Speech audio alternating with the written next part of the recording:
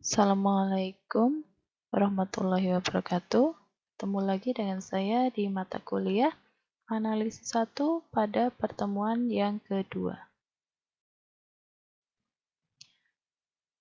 Pada pertemuan kedua ini, kita masih membahas bab 1 yaitu sistem bilangan real, subbab 1.1 pengertian dan sifat aljabar pada R.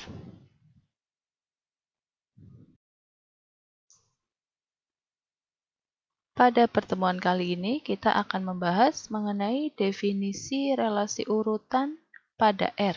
Nah, seperti apa definisi relasi urutan pada R? Sebelumnya kita akan membahas dulu mengenai definisi 115 yang berbunyi sebagai berikut. Diberikan himpunan tak kosong P, ya, subset atau himpunan bagian dari himpunan bilangan real. Jadi P-nya itu ada anggotanya pasti ya karena tidak kosong. Lalu himpunan P ini disebut sebagai himpunan bilangan real positif. Jadi P ini anggotanya bilangan-bilangan real yang positif jika memenuhi beberapa hal sebagai berikut. Yang pertama, untuk setiap A dan B, anggota himpunan P, AB-nya bilangan real positif, berlaku A plus B, anggota himpunan P. Ya, jadi A plus B juga bilangan real positif. Lalu yang kedua, untuk setiap AB, anggota himpunan P, AB-nya bilangan real positif ya, juga berlaku, ini perkaliannya ya, A dikalikan B juga masih anggota himpunan P, jadi AB-nya juga bilangan real positif. Lalu untuk I3, untuk setiap A bilangan real, jadi kalau ada A bilangan real itu pasti akan memenuhi salah satu dari hal berikut, yaitu A-nya anggota P, ya anggota himpunan P, yang artinya A-nya bilangan positif, atau A-nya sama dengan 0, ya A-nya bisa 0, dan yang kemungkinan yang ketiga itu min A anggota himpunan P. Artinya apa? Negatif A anggota himpunan P, atau A-nya bukan anggota himpunan P, artinya A-nya itu bukan bilangan real positif, yaitu bilangan real negatif. Nah, untuk sifat I3 ini dikenal sebagai sifat trikotomi pada R.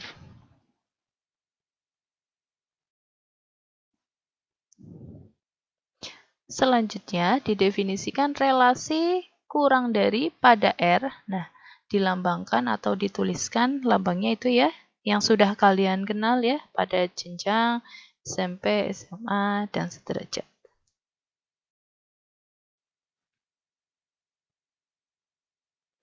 Nah, ini diberikan definisi 116. Nah, ini bunyinya diberikan sebarang bilangan ya, AB itu bilangan real ya.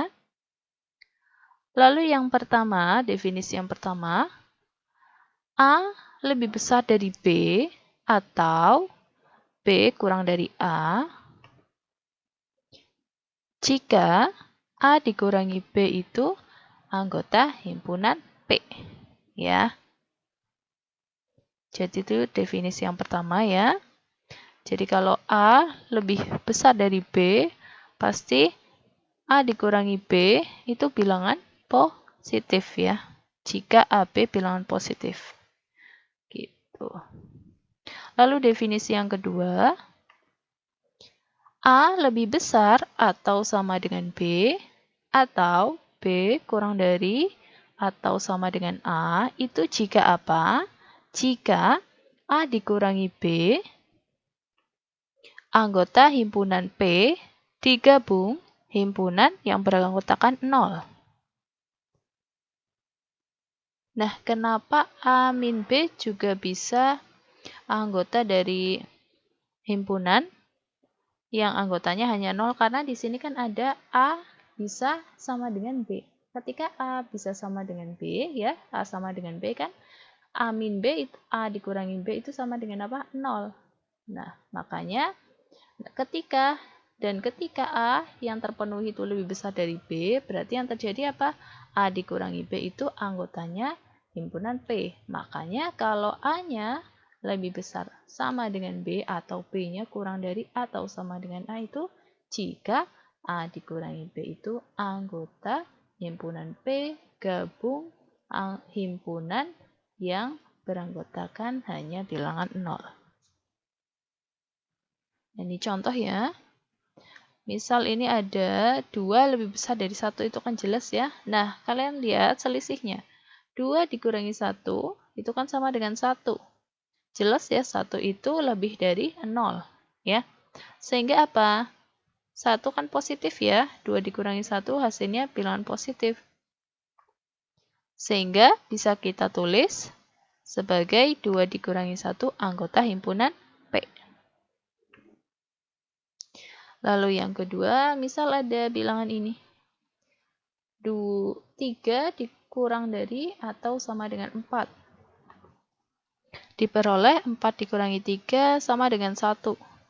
Jelas ya, 1 ini lebih besar atau sama dengan 0. Ya. Sebenarnya 1 ini juga bisa ditulis sebagai yang lebih jelasnya ya, lebih besar dari 0 saja.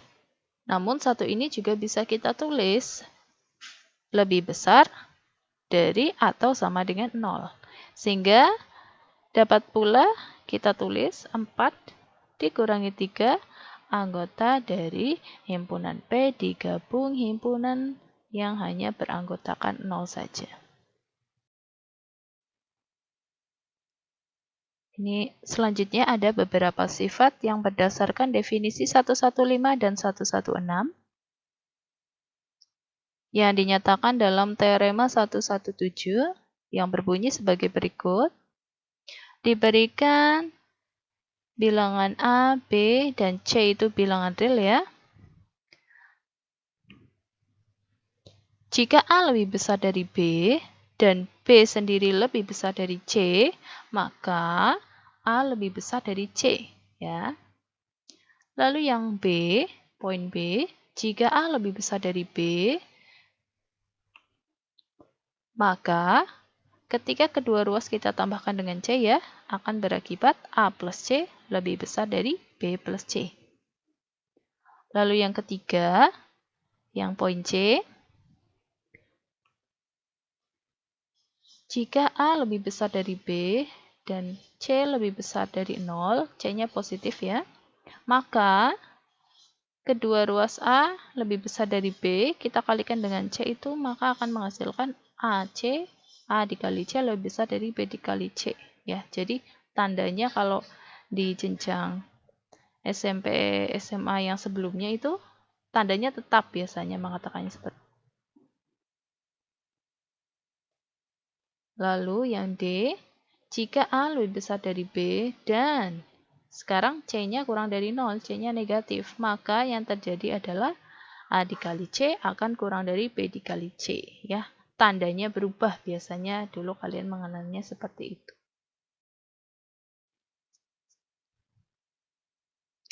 Nah, ini adalah bukti poin A ya. Jika A lebih besar dari B dan B lebih besar dari C, maka A lebih besar dari C. Nah, berarti yang diketahui adalah A lebih besar dari B dan B lebih besar dari C. Jadi modal kita untuk membuktikan A lebih besar dari C adalah ini. Nah, yang akan kita buktikan adalah A lebih besar dari C. Nah, kalian ingat definisi dari 116 yang I1, A lebih besar dari C itu kan jika A dikurangi C anggota dari himpunan P. Makanya untuk membuktikan A lebih besar dari C itu sama saja dengan membuktikan A dikurangi C itu anggota himpunan P. Seperti itu.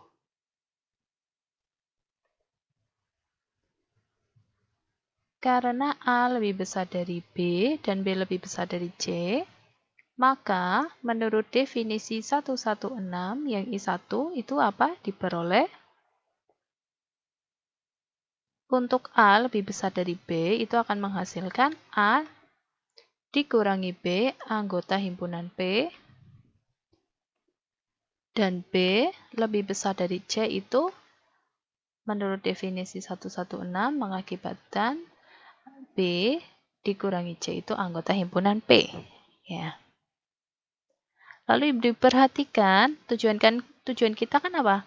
A dikurangi C anggota himpunan P. Sedangkan yang sudah kita peroleh itu apa? A dikurangi B dan B dikurangi C itu anggota P. Apakah A dikurangi C ada hubungannya dengan A dikurangi B dan B dikurangi C? Kita harus melihat hubungannya nih. Nah, kalian perhatikan persamaan ini. A dikurangi B ditambah B dikurangi C itu sama dengan A dikurangi C. Nah, lalu kalian ingat kembali. Ada nggak definisi yang menyatakan kalau jumlahan dari dua bilangan yang merupakan anggota P itu merupakan anggota P? Kan ada ya? Nah, karena A dikurangi B dan P dikurangi C itu anggota himpunan P, maka menurut definisi 115 yang I1 diperoleh apa? Ini kan? A dikurangi C yang bisa kita tulis sebagai A dikurangi B ditambah B dikurangi C anggota himpunan P. Seperti itu. Akibatnya, karena kita sudah memperoleh A dikurangi C anggota P, kita balikan lagi ya ke definisi 116 yang I1. Itu A dikurangi C anggota himpunan P itu sama saja artinya dengan A lebih besar dari C. Jadi terbukti ya bahwa A lebih besar dari C. Selanjutnya bukti yang poin B ya. Jika A lebih besar dari B, maka A plus C lebih besar dari B plus C. Nah, ini yang diketahui A lebih besar dari B ya. Nah, akan kita buktikan bahwa A plus C lebih besar dari B plus C. Nah, kita balikin lagi. Ini sama saja dengan membuktikan apa sih? Nah, ini sama saja dengan membuktikan bahwa dalam kurung A plus C dikurangi dalam kurung B plus C itu anggota dari himpunan P, ya kan? Menurut definisi 116 yang I1. Nah, sekarang kita utak-utik nih dari yang diketahui, kita harus mendapatkan yang mau dibuktikan. Karena A lebih besar dari B, maka menurut definisi 116 yang I1 diperoleh bahwa A dikurangi B anggota P. Apakah ada hubungan dari A dikurangi B dengan A plus C dikurangi B plus C? Ada ya? Nah, kita perhatikan persamaan berikut. Ternyata A dikurangi B itu bisa kita tulis sebagai dalam kurung A plus C dikurangi B plus C. Kan seperti itu ya. Jadi ternyata ada hubungannya. Nah, karena A dikurangi B itu anggotanya himpunan P, maka ya akibatnya karena A dikurangi B juga sama dengan A plus C dikurangi B plus C, ya akibatnya A plus C dikurangi B plus C juga anggota himpunan P. Sehingga menurut definisi 116 yang I1 diperoleh A plus C lebih besar dari B plus C. Terbukti. Selanjutnya bukti yang poin C. Jika A lebih besar dari B dan C lebih besar dari 0, maka A dikali C lebih besar dari B dikali C. Nah, ini yang diketahui ya. Diketahui A lebih besar dari B dan C lebih besar dari 0 ya. Yang akan kita buktikan adalah akan dibuktikan bahwa A dikali C lebih besar dari B dikali C, atau sama halnya dengan membuktikan apa? Sama halnya dengan membuktikan A dikali C dikurangi B dikali C itu anggota himpunan P. Ya. Nah, karena A lebih besar dari B dan C lebih besar dari 0, maka menurut definisi 116 yang I1 diperoleh A dikurangi B anggota himpunan P dan C lebih besar dari 0 ya, berarti C dikurangi 0 anggota himpunan P atau C anggota himpunan P. Nah, sekali lagi kita harus mencari hubungan dari yang kita peroleh terakhir yaitu A dikurangi B anggota P dan C anggota P. Apakah hubungannya dengan yang mau kita buktikan yaitu A dikali C dikurangi B dikali C bisa menjadi anggota himpunan P? Ada ya, kita perhatikan. Karena A dikurangi B anggota P dan C juga anggota himpunan P, maka menurut definisi 115 yang I2 diperoleh ternyata perkalian dari C dikali A dikurangi B itu sama dengan apa? C dikali A dikurangi C dikali B. Ya kan? Dengan kata lain apa? C dikali A dikurangi C dikali B, ya, itu juga merupakan anggota himpunan P. Seperti itu. Nah, kita balikan lagi, karena C dikali A dikurangi C dikali B itu anggota himpunan P, maka menurut definisi 116 yang I1 diperoleh apa? Diperoleh C dikali A lebih besar dari C dikali B. Terbukti.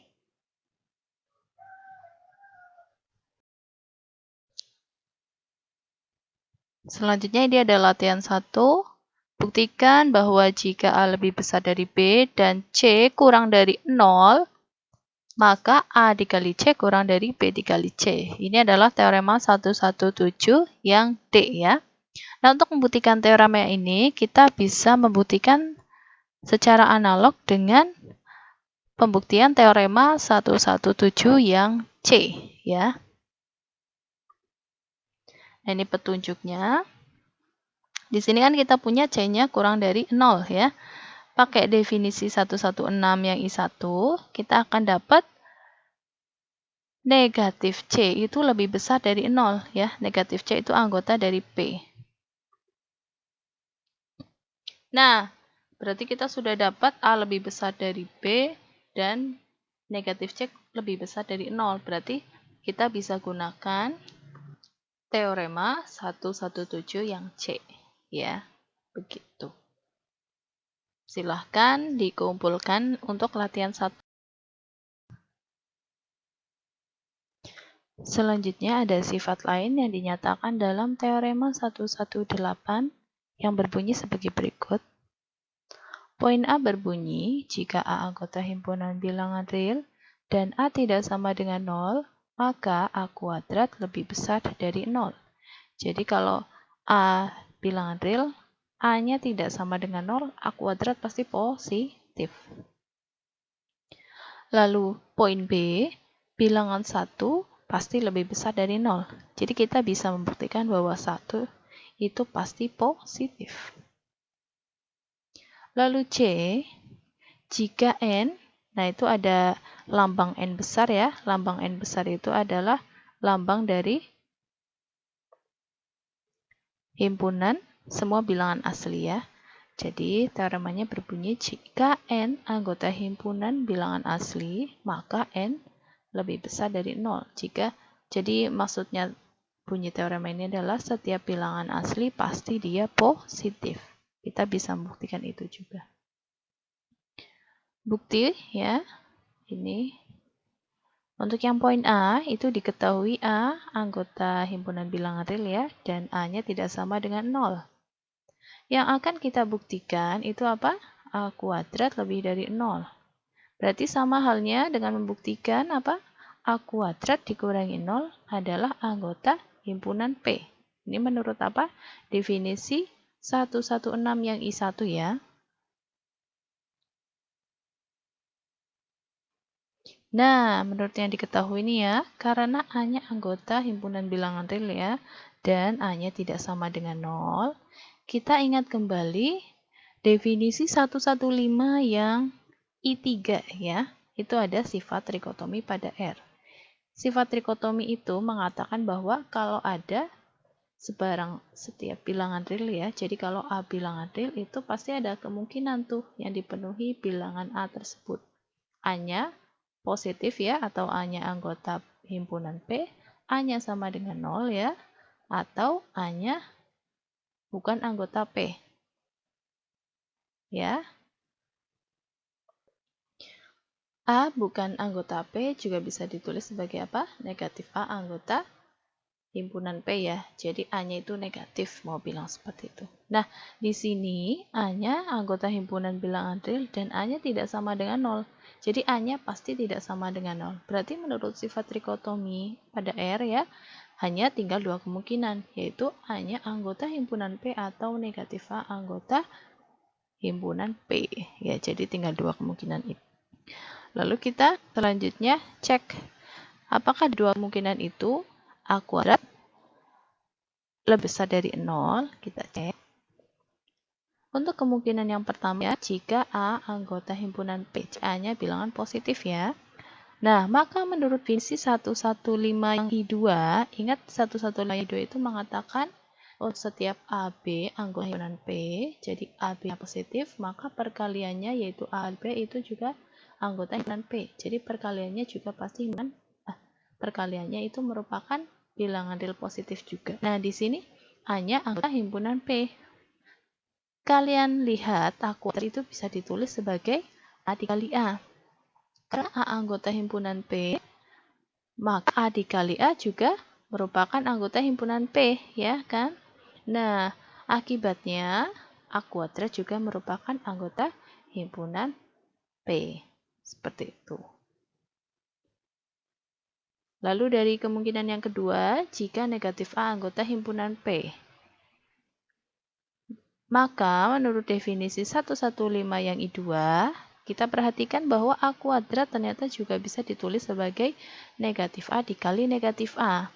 Karena negatif A itu anggota himpunan P, maka negatif A kali negatif A juga merupakan anggota himpunan P kan ya, menurut definisi 115 yang I2. Akibatnya apa? A kuadrat juga merupakan anggota himpunan P. Jadi dari dua kemungkinan ini, A kuadrat merupakan anggota himpunan P. Nah, dengan kata lain, untuk anggota himpunan bilangan real dan A tidak sama dengan 0, pasti berlaku apa? A kuadrat anggota himpunan P. Nah, A kuadrat sendiri kan bisa ditulis sebagai A kuadrat dikurangi 0 ya. Jadi, A kuadrat dikurangi 0 juga merupakan anggota himpunan P. Yang berarti apa? A kuadrat lebih besar dari 0. Poin A terbukti.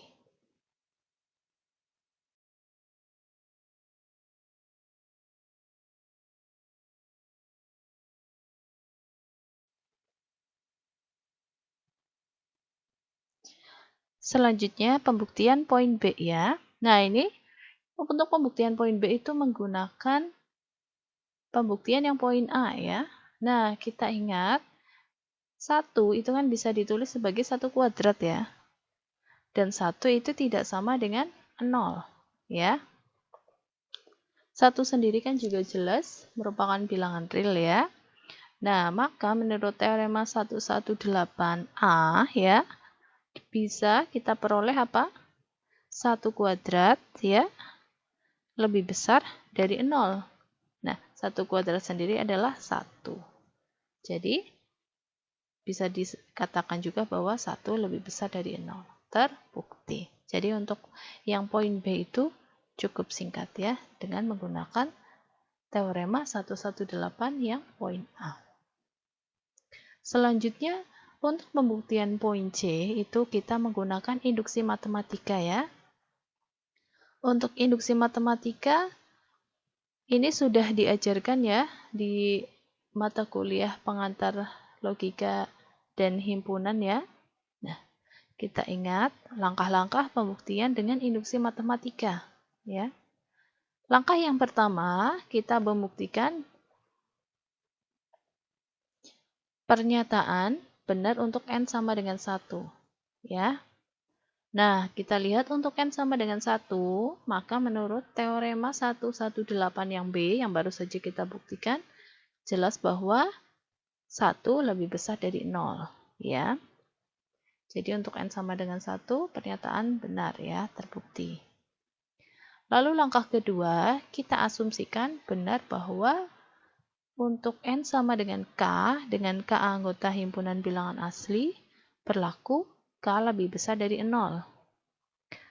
Dengan asumsi itu, kita akan membuktikan bahwa untuk N sama dengan K plus 1, juga berlaku apa? K plus 1 lebih besar dari 0. Ya. Nah, berarti modal kita untuk membuktikan K plus 1 lebih dari 0 itu ada dua ya. Dari I1 ya, 1 lebih besar dari 0. Dan dari asumsi I2, yaitu K lebih besar dari 0. Nah, karena K lebih besar dari 0 dan 1 lebih besar dari 0, maka menurut definisi 116 yang I1 ya, diperoleh apa? K sama dengan K dikurangi 0 itu apa? Anggota himpunan P ya. Dan 1 yang bisa kita tulis sebagai 1 dikurangi 0 juga merupakan anggota himpunan P. Nah, berarti apa? Kita dapat K-nya anggota himpunan P, 1 juga anggota himpunan P. Ya. Akibatnya, karena K anggota himpunan P dan 1 anggota himpunan P, ya, maka menurut definisi 115 yang I1, ingat definisi 115 yang I1 itu mengatakan untuk setiap A dan B anggota himpunan P itu apa? Penjumlahannya apa? Juga masih merupakan anggota himpunan P, ya. Jadi kalau ada dua bilangan real positif, jumlahannya juga masih dua bilangan real positif. Nah, berarti diperoleh apa? K ditambah 1, ya. Yang bisa kita tulis sebagai K plus 1 dikurangi 0 itu juga merupakan anggota himpunan P, ya. Nah, hal tersebut sama saja dengan menunjukkan bahwa K plus 1 lebih dari 0. Nah, berarti dengan induksi matematika langkah 1 dan langkah 2 terbukti ya. Jadi, terbukti benar bahwa untuk N anggota himpunan bilangan asli berlaku apa? N lebih besar dari 0.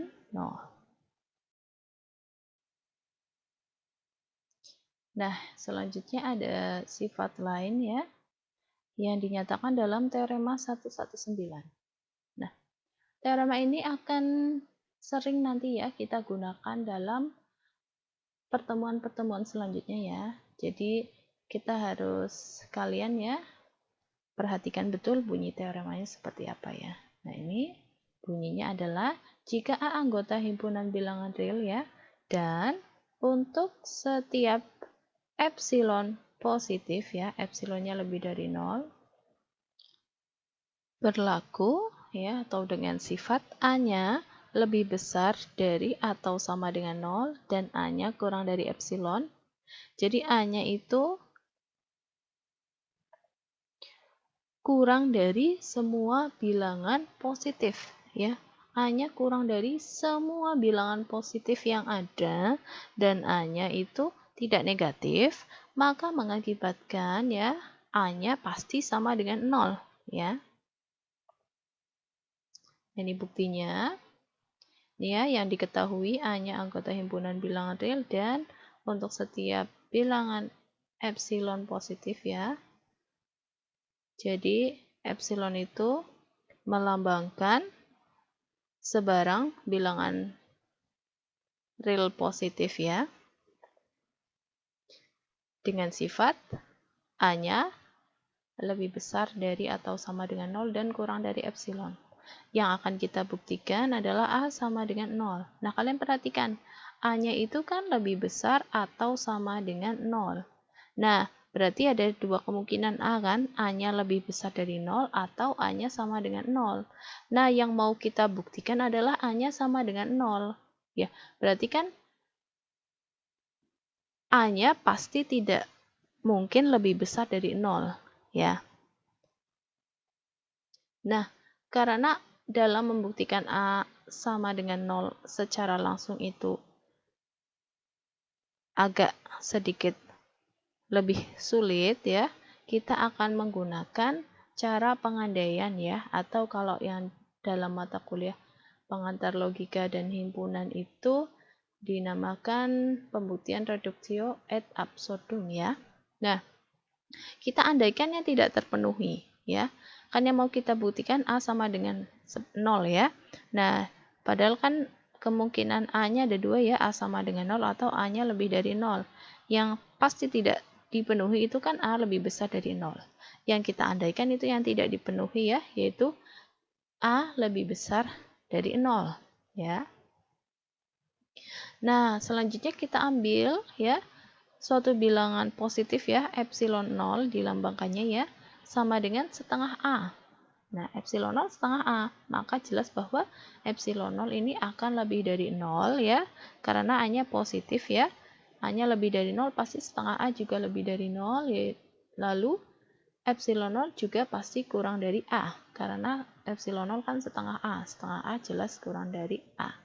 Seperti itu. Dengan kata lain apa? Dengan kata lain, terdapat epsilon 0 ya. Jadi terdapat epsilon 0 positif sehingga apa? Sehingga epsilon 0 ini lebih dari 0 dan kurang dari A.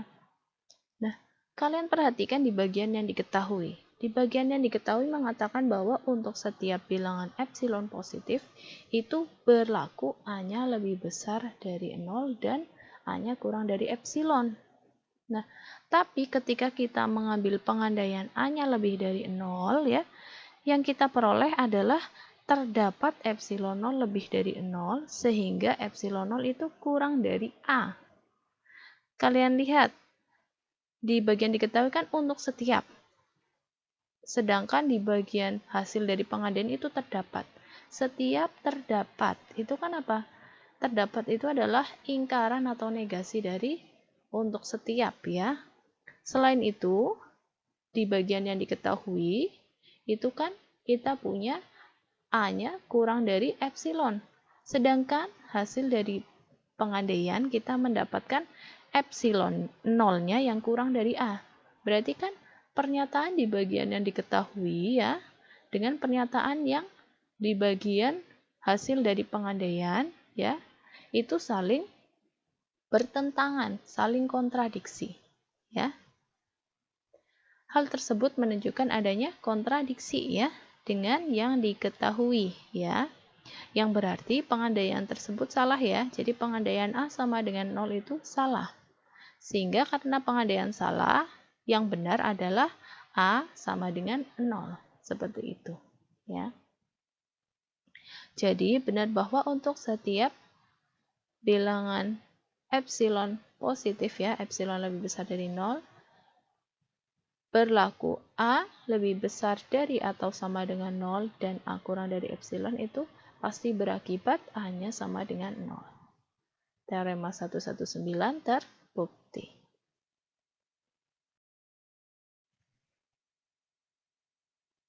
Nah, ini selanjutnya ada teorema atau sifat lain ya, yang merupakan akibat dari teorema-teorema dan definisi sebelumnya ya.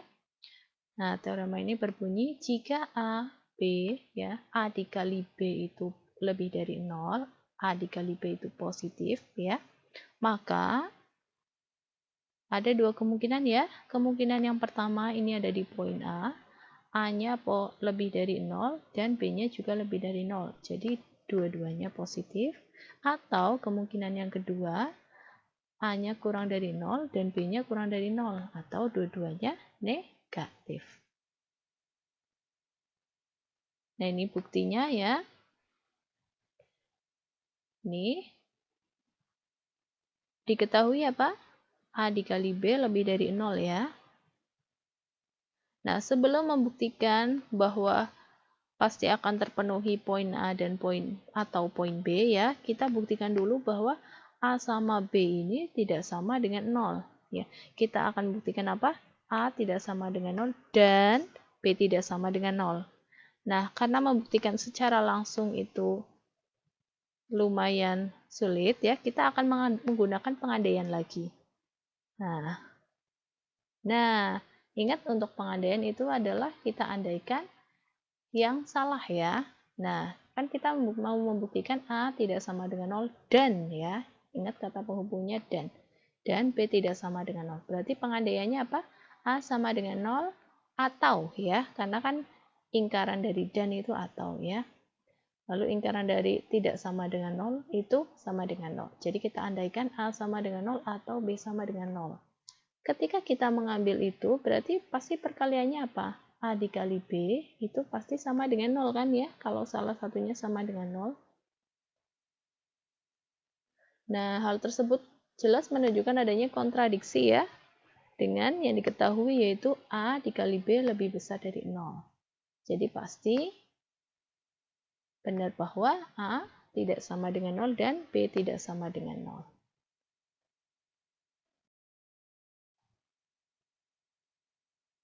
Nah, untuk yang poin A itu kan apa?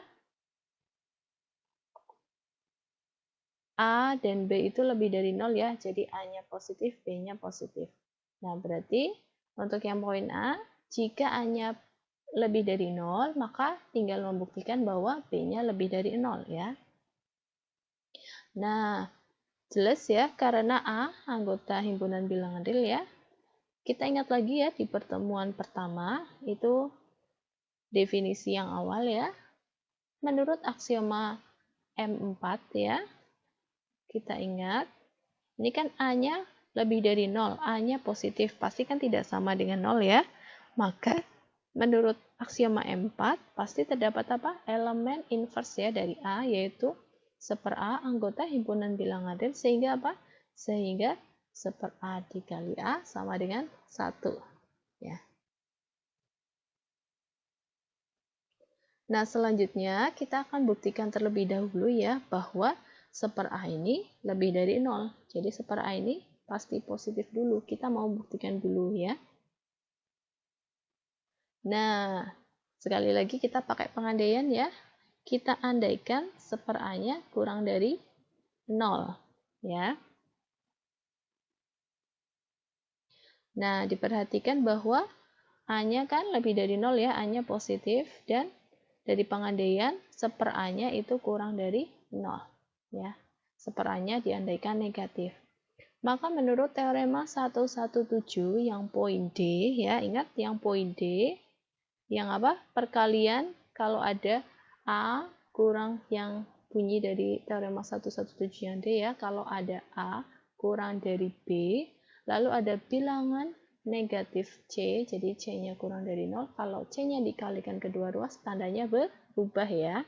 Nah, ini kita kalikan setengah A kurang dari 0 itu ke dalam pertidaksamaan A lebih dari 0. Berarti apa? Kita akan memperoleh setengah 1/A ya, 1/A dikalikan A kurang dari 1/A dikalikan 0. Yang berarti apa? Yang ruas kiri 1/A dikalikan A itu sama dengan 1 ya, dan 1/A dikalikan 0 itu sama dengan 0. Berarti kita dapat pertidaksamaan ini akan ekuivalen dengan 1 kurang dari 0.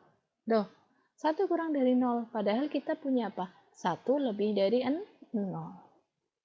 Hal tersebut berarti kontradiksi dengan fakta bahwa 1 lebih dari 0. Jadi, apa? Pengandaian salah ya, sehingga benar bahwa setengah 1/A ya, 1/A itu lebih dari 0 ya.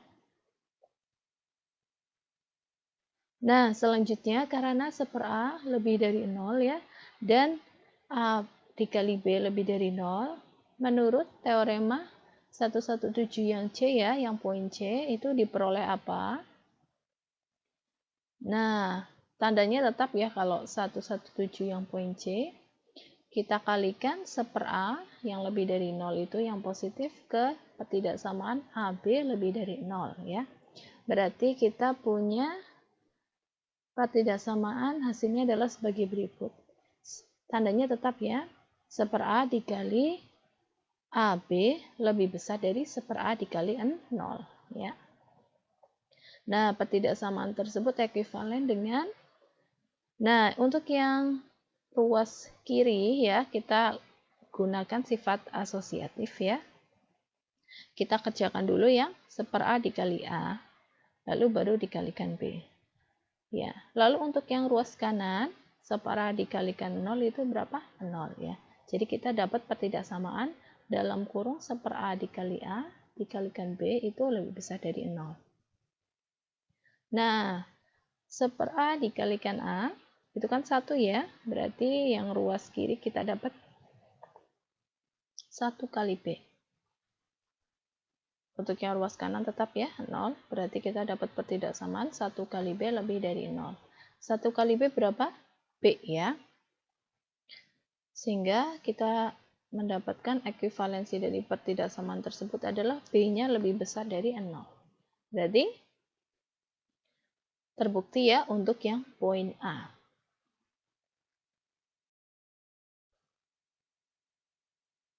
Nah, selanjutnya jika A-nya kurang dari 0, maka kita tinggal membuktikan B-nya yang kurang dari 0 ya. Nah, untuk pembuktian ini bisa dibuktikan secara analog ya dengan yang poin A. Ini ya. Karena A-nya kurang dari 0, maka secara analog ya dengan pembuktian yang di poin A itu kalian bisa buktikan bahwa 1/A itu kurang dari 0 ya.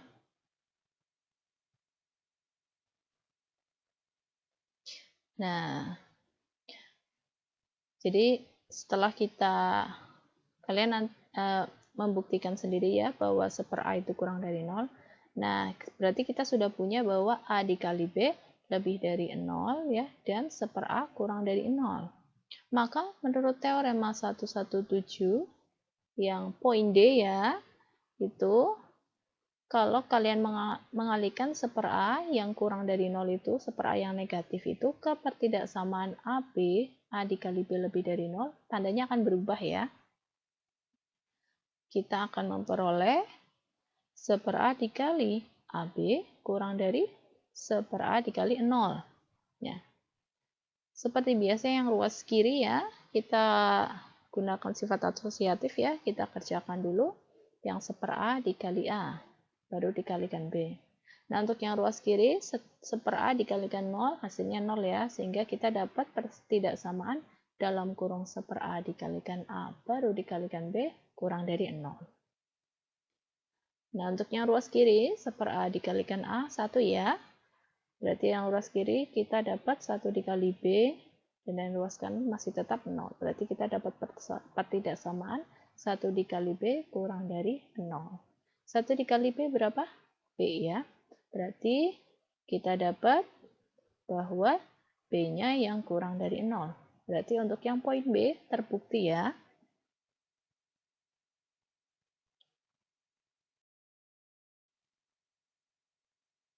Nah, ini ada latihan 2. Ini silahkan kalian kerjakan dan kumpulkan ya latihan 2 ini. Nah, ini ya. Tadi di pembuktian poin B kan dituliskan bahwa bisa dibuktikan ya bahwa jika A-nya kurang dari 0, maka 1/A-nya kurang dari 0 ya. Secara analog dengan apa? Pembuktian yang berada di poin A ya, yang pengandaian itu ya. Nah, ini petunjuknya ya, sekali lagi saya tegaskan. Nah, ini ya, membuktikannya bisa analog dengan yang tadi ya, di poin A ya, yang pembuktian di poin A. Jika A lebih dari 0, maka 1/A lebih dari 0. Nah, ini saya tuliskan kembali ya pembuktiannya. Nah, kalian bisa buktikan secara analog ya, dengan cara yang tanda petik sama ya, dengan pembuktian bahwa A-nya lebih dari 0, maka berakibat 1/A-nya lebih dari 0. Berarti kalau yang mau kita buktikan kan apa? A-nya kurang dari 0, maka 1/A kurang dari 0. Berarti nanti kalian pengandaiannya apa? 1/A lebih dari 0. Kayak gitu. Nah, gitu ya. Nah, baru kalian lanjutkan dengan cara yang sama ya. Gitu.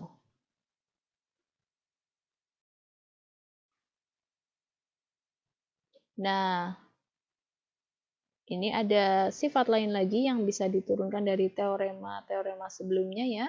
Ini ada akibat dari teorema 1110 ya, yang dinyatakan dalam teorema 1111 dan bunyi sebagai berikut ya. Kalau tadi teorema 1110 itu A dikali B itu lebih dari 0 ya, A dikali B positif. Nah, sekarang kalau A dikali B itu negatif ya. Jika A dikali B itu kurang dari 0, maka kemungkinannya apa? Kemungkinan yang pertama A-nya lebih dari 0 dan B-nya kurang dari 0 ya. Atau A-nya kurang dari 0 dan B-nya lebih dari 0. Jadi A sama B itu beda tanda ya, kalau istilah lainnya seperti itu. Buktinya silakan kalian lakukan sebagai latihan ya. Ini tidak usah dikumpulkan, tapi silakan kalian kerjakan sebagai latihan ya untuk mempertajam dalam membuktikan ya. Nah, sekian dulu materi dari analisis 1 ya di pertemuan kedua ini. Sebelumnya mohon maaf ya jika banyak kesalahan dalam pengucapan ya. Jika ada pertanyaan, silakan disampaikan di saat jam kuliah berlangsung ya. Kurang lebihnya mohon maaf. Terima kasih atas perhatiannya. Wassalamualaikum warahmatullahi wabarakatuh.